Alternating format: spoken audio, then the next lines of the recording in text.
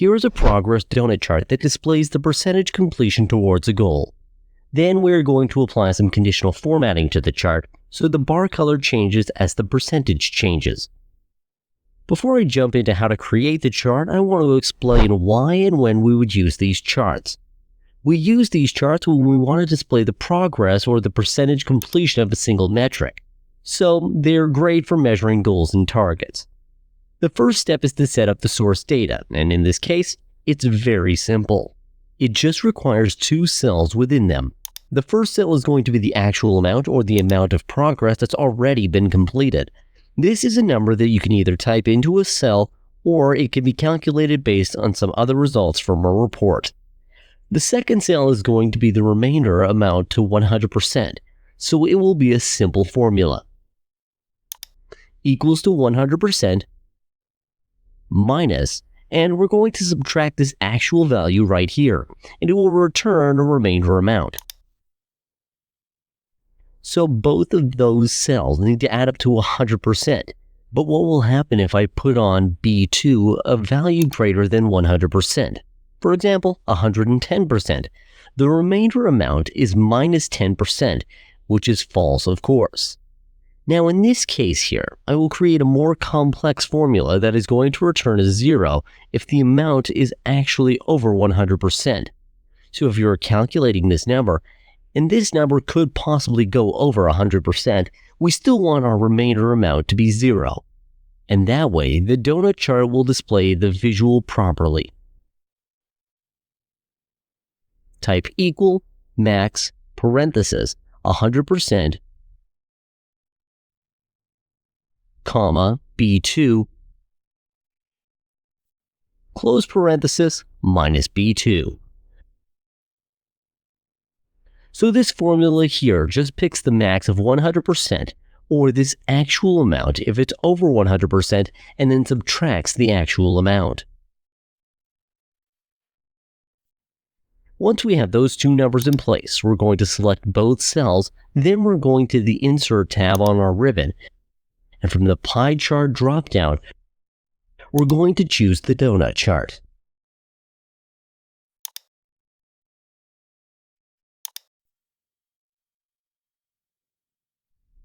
We just now need some formatting. The first thing I do is remove the legend here by clicking the left key and hitting the delete key. Now let's change the colors here by left-clicking on this twice to select the series, and then we go to the Format tab on the ribbon and choose a shape fill color. Let's make it a green color.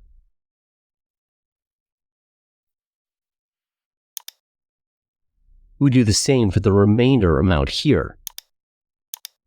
Let's change it to a light gray. Finally, we might want to add a label here that also displays the percentage completion. I like to use a text box for that. So we're going to select the chart and then go into the Insert tab on the ribbon, and from the Illustrations group, we're going to choose Shapes, and then we'll insert a text box. Draw the text box somewhere in the middle of the donut.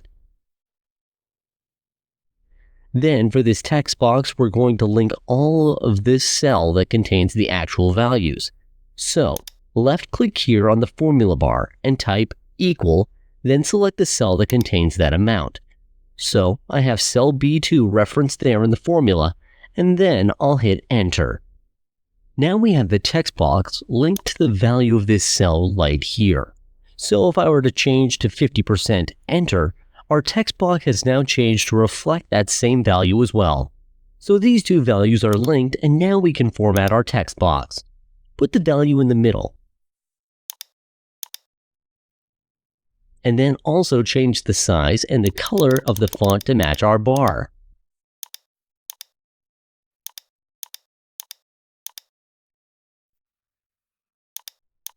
The reason we put the text box inside of the chart is that this text box will now move with the chart. So now we have a fairly nice looking donut chart. If you want to make the bar or the donut bigger or thicker, you can do that by right-clicking, Format Data Series, and then over here in the Format Data Series pane, we can just change the donut hole size to make it smaller. about 60%, and that would make the bar bigger. And you have a nice progress donut chart. Important things to remember is that both of these values add up to 100%, and if this goes over 100%, we want the remainder amount to be 0. The next step is to apply conditional formatting, so that we want when the progress number changes, the color of the bar in the chart changes as well. Let's set up the source data here. Down here in these rows, we have our data values. These are controlled with formulas for the if function. In this cell here, I have this simple if statement that's just saying that if the actual value is less than or equal to 50%, which is the first level here, then we're going to return the actual value, which is cell B18. If it's not that, then we're going to return a blank, and in this case, we have a space here inside double quotes. In cell C22, there is the same basic thing, but the if statement gets a little more complex.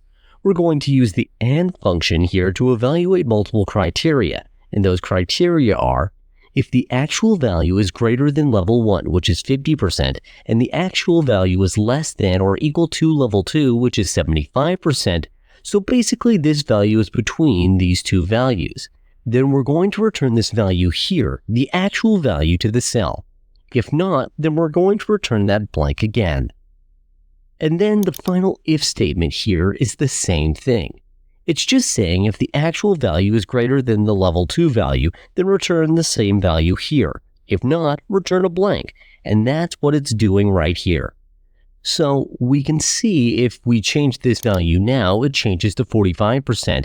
We'll get 45% displayed right here because it's less than the level 1 amount. If we want to change it to a value between those two, for example, 70%, we could see 70% is displayed here because it's between these two levels, those amounts there. And the final thing we're going to have is the remainder amount. This remainder here is going again to be that 100%, which is 100% minus our actual value.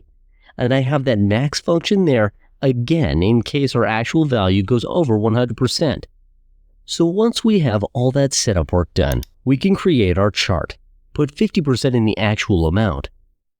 So I'm going to select the cell and its data series, and then the first value in the column.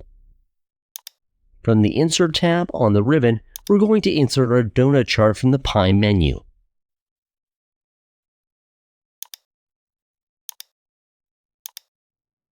Let me just resize it.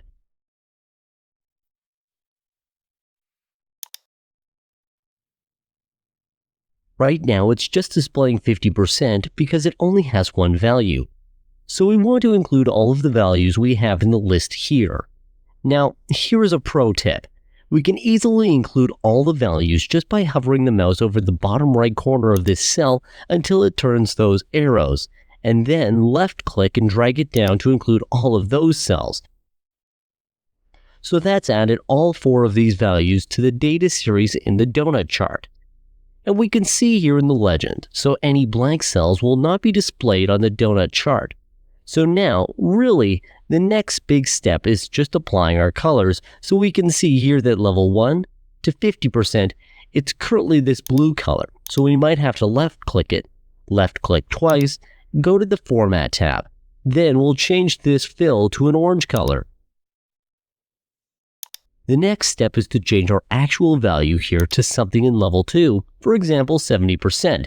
So I'll just change it to 70%, and we'll see that's also colored orange right now. So I'm going to double left click again, go to the format where you might want to change this, and we'll do so to change it to blue.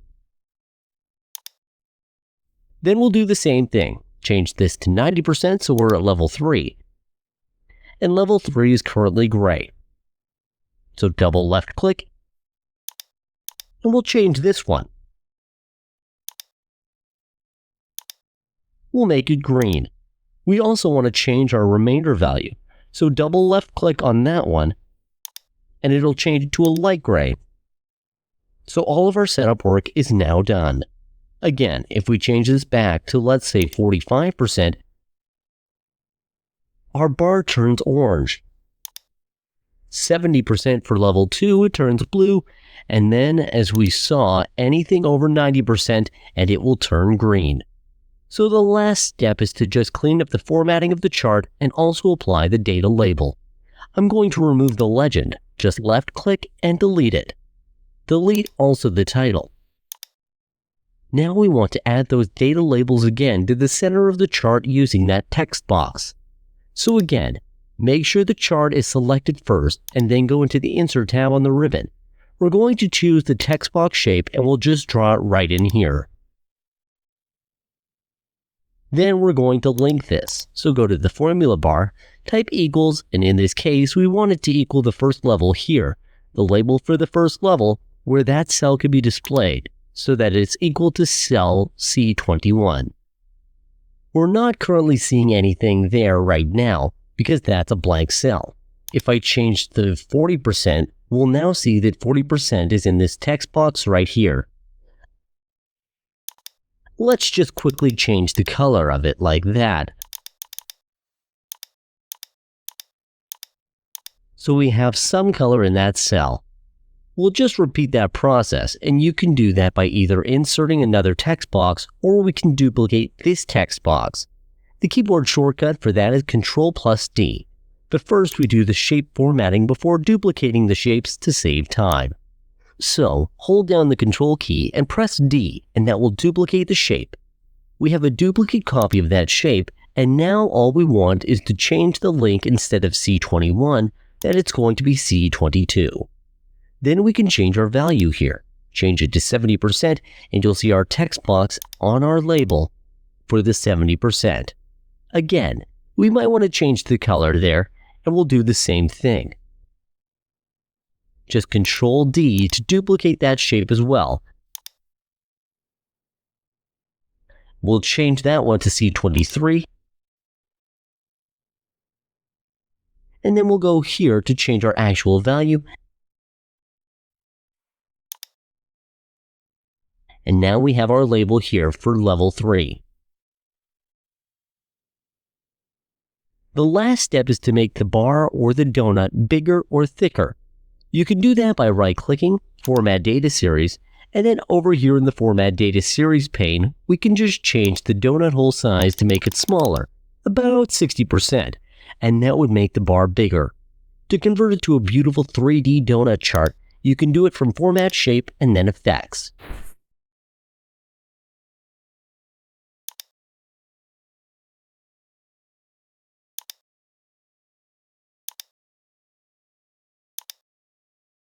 Great! We can obviously duplicate these and create multiple donut or progress donut charts, and then display those on a dashboard.